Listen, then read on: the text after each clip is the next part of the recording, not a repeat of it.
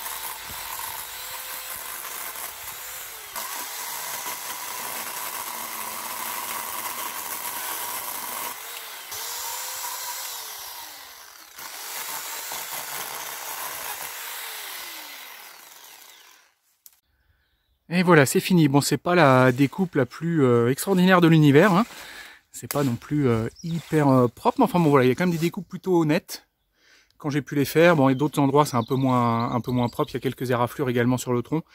Mais bon voilà, j'ai fait un peu comme j'ai pu avec l'outillage. Et puis bon, ça fait quand même un boulot plutôt sympa. Alors il y en a qui laissent des branches, des petites branches qui partent vers le haut. Ils appellent ça des tire-sèves. Ça permet au printemps, quand les nouvelles pousses arrivent, de favoriser du coup la montaison de la fève. Moi je le fais pas pour des questions d'esthétique. Voilà, je l'ai juste entièrement nettoyé. J'en profite également pour remettre des boules pour les oiseaux, c'est parti. On va les nourrir. Et voilà, du coup, j'en ai fini avec l'élagueuse. Et je vais ramasser un peu tout ce qui reste là, plus encore tout ce tas-là. Et là on va passer à l'étape suivante, à savoir le broyage de végétaux. Et donc c'est parti pour la suite de l'aventure. J'ai sorti mon jouet préféré au jardin, là, mon nouvel ami. Et on va s'occuper de broyer un peu tout ce tas de bois, puis tout ce qui reste également au niveau de la pelouse. Allez, c'est parti, je me lance. Alors bon, je suis pas un bon exemple, pas de gants, pas de lunettes, que ça soit avec ça ou avec l'élagueuse. Donc faites pas comme moi, je suis pas un bon exemple à suivre. J'aime pas trop travailler moi avec des protections, mais bon, j'espère que ça me jouera pas des tours, un de ces quatre. Donc vous, pas de bêtises, faites attention à vous.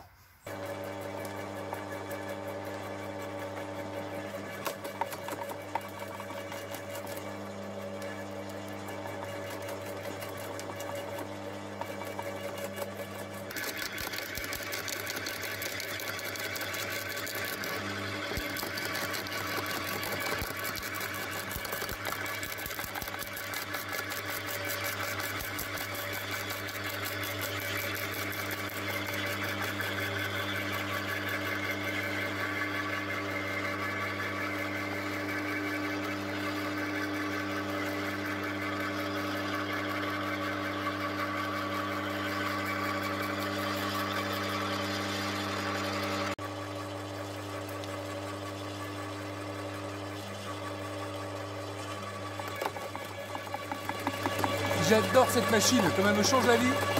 Alors, je dis pas forcément d'acheter cette marque-là, hein. C'est celui que j'ai acheté parce que si tu es en magasin, puis dans sa catégorie, il est pas mal. Donc il y a d'autres broyeurs aussi très bien. Mais enfin, un broyeur au jardin, franchement, ça change la vie. Quand on a un grand jardin comme le mien, on a 3000 m² avec énormément de choses à élaguer de partout.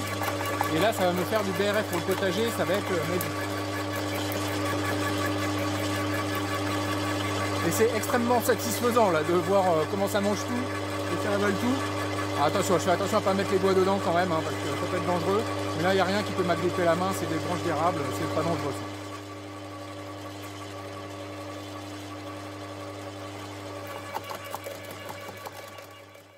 Ok, donc j'ai rempli un premier bac a priori. Hop.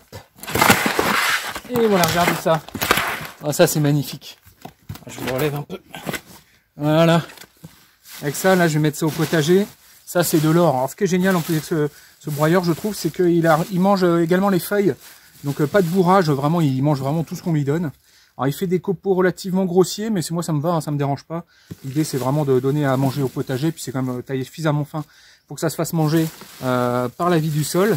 Et donc voilà, j'ai un mélange déjà préfet de feuilles et de broyat, et ça c'est génial. Alors ça c'est ce qu'on appelle du coup du BRF pour ceux qui connaissent pas, du bois raméal fragmenté. Donc il faut du bois de feuillu au moment où justement il perd ses feuilles à l'automne, au moment où c'est la sénescence. Et voilà, vous en faites du broyat, et ça il faut le mettre au sol dans les 24 heures pour vraiment que ça soit du BRF stricto sensu, hein, avec la définition du BRF. Et là, vous avez l'optimum de ce que vous pouvez avoir comme broyat pour le jardin, pour le potager, pour la vie du sol. Là, vous avez vraiment quelque chose de...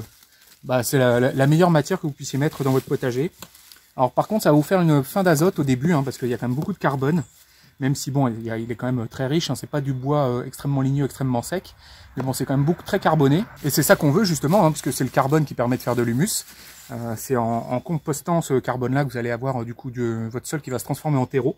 Donc c'est ça qu'on veut, hein. Faut pas mettre que de la tonte de gazon, parce que là vous n'allez pas faire du terreau avec ça. Donc ça c'est parfait. En plus voilà, il y a un peu de verre, donc ça va quand même apporter un peu d'azote pour compenser. Et par contre voilà, il faut mettre ça à l'automne pour planter après au printemps.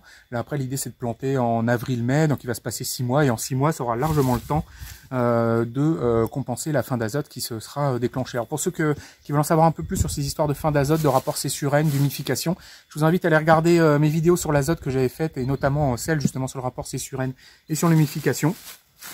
Et moi je vais continuer à broyer ça va partir dans la boîte, et on est reparti pour un deuxième seau.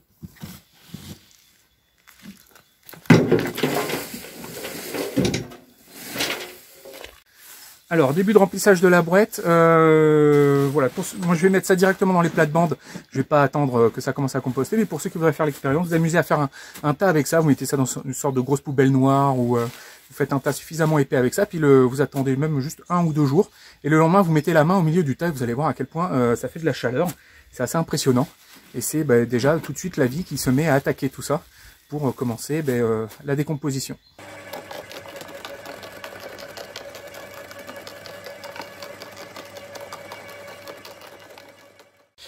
Et donc première boîte du coup de BRF, je vais mettre ça dans cette plate-bande là, une première plate-bande de tomates qui a été nettoyée. Et après je vais mettre un petit coup de croc dedans, hein, comme j'aime bien le faire. Faut aussi mélanger ça un peu avec la terre en dessous, hein. L'idée c'est quand même de faire idéalement d'arriver à faire du complexe argilo-humique, et je me dis que vaut mieux quand même du coup que ça soit en contact avec l'argile, avec la terre, pour que ça composte le mieux possible. Alors faut jamais l'enterrer trop profond, surtout moi qui ai une terre hyper argileuse, faut vraiment que ça respire, qu'il y ait de l'air. Donc l'idée c'est vraiment d'essayer de mélanger ça dans les 5-10 premiers centimètres maximum, pour éviter de faire trop de mal en plus à la vie du sol. Mais je pense que en faisant comme ça, on tire le meilleur parti de la matière organique. On arrive à avoir un coefficient d'humification le plus élevé, plutôt que de juste le poser à même le sol, l'incorporer un peu. Je pense que, enfin bon, ça c'est un avis un peu personnel, c'est un ressenti personnel. J'ai l'impression que ça nuit pas, ça fait pas de mal. Allez, c'est parti, je me lance.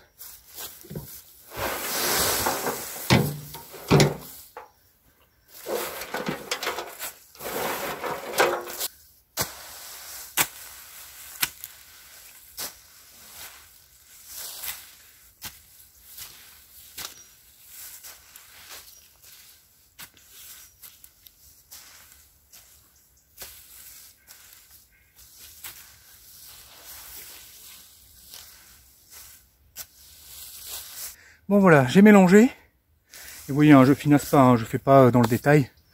Juste je toutouille un peu, hein. L'idée c'est vraiment d'essayer de mélanger ça au mieux. Il y en a beaucoup qui résonnent en couches de type de végétaux. Moi je trouve que le mieux c'est quand même encore de tout mélanger. Alors les couches ça mérite de pas nécessiter de travail, il n'y a pas besoin de passer le croc, d'être tout essoufflé et tout, mais bon c'est aussi l'occasion de faire un peu de sport. Et là vraiment on va avoir le meilleur compostage qui soit, et directement dans la terre. Là vous voyez un peu d'argile, donc du coup ça va aider à faire de l'humus tout ça.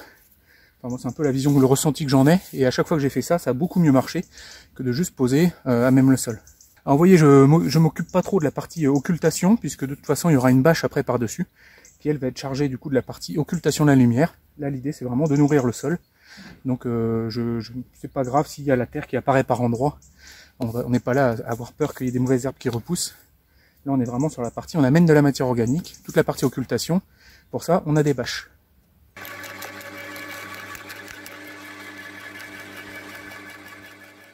Bon voilà, tout l'érable y est passé là au broyeur, et donc en plus de 2 autres brouettes comme ça que j'ai déjà mis au potager, je récupère du coup 2 grandes poubelles comme ça, puis encore une demi-brouette. Donc mine de rien, je pense que je dois pas être loin de mon mètre cube de broyat, et puis je vais continuer à aller mettre ça au potager.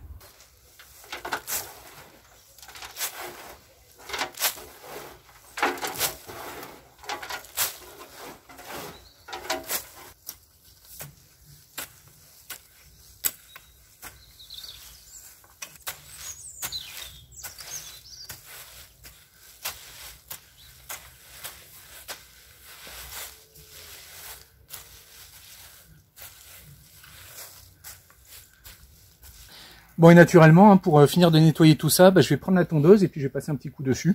Normalement la tondeuse fait plus ou moins aspirateur à feuilles et ça me permet de récupérer les dernières brindilles, les feuilles. Et puis ça va aller rejoindre également le potager en paillage.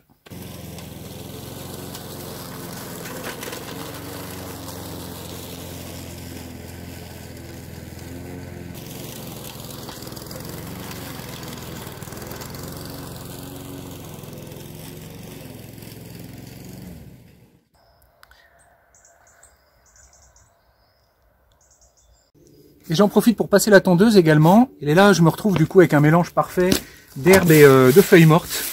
Et ça, au potager, ça va être parfait, hein, ce mélange de marron et de vert. Du coup, le vert va apporter l'azote qui va compenser la fin d'azote du marron.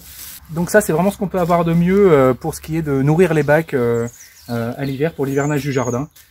Ça, c'est du prêt à l'emploi, c'est du parfait compost en kit, ça, il y a vraiment tout équilibré. Il n'y a plus qu'à mettre ça dans les bacs et ça va composter tout seul.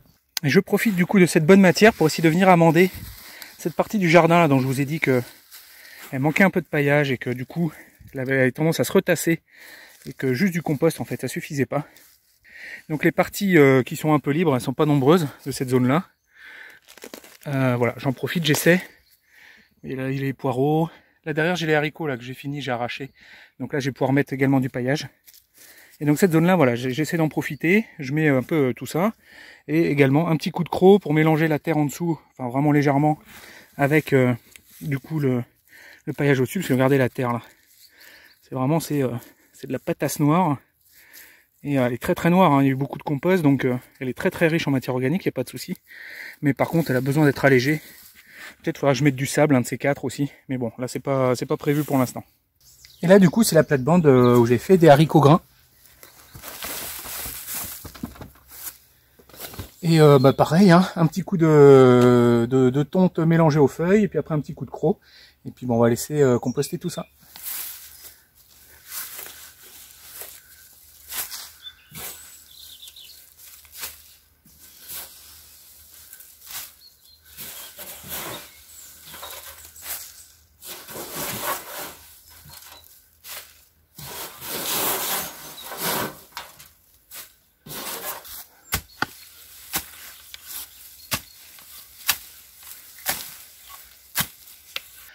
Et voilà, une plate-bande de fête. Et donc c'en est fini de cette vidéo sur la fabrication du coup de BRF à partir de l'élagage de mon érable. Alors je vous ai déjà fait une vidéo sur le sujet, comment fabriquer du terreau sans jamais en acheter. Ça, quand vous l'incorporez dans votre sol un petit peu, pas profondément, ça va se transformer en un humus formidable. Ça va vous faire une terre, voilà, comme ça. Là vous pouvez planter ce que vous voulez là-dedans, il y a tout qui va pousser.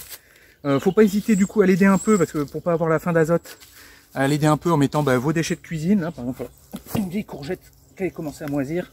Voilà. Également, mettez du coup des tontes de pelouse. Vous pouvez rajouter également des feuilles d'arbres. Enfin, n'hésitez pas à mélanger les matières organiques. Et surtout, tout touillissez un peu avec votre sol. Vous allez voir, après, derrière, vous allez avoir une terre magnifique pour cultiver. Là, on va laisser tout ça mijoter pendant 5-6 mois, du coup. Et on reviendra au printemps, on va dégager un peu tout ça. Puis vous allez voir, ça sera magnifique pour pouvoir jardiner. Voilà, j'espère que cette vidéo vous a intéressé. N'hésitez pas à mettre le petit pouce bleu, à vous abonner, tout ça, vous connaissez la chanson. Et puis moi, il ne me reste plus qu'à vous dire à bientôt pour une prochaine vidéo. On va s'attaquer, du coup, vous en doutez, au nettoyage du jardin. Allez, à bientôt!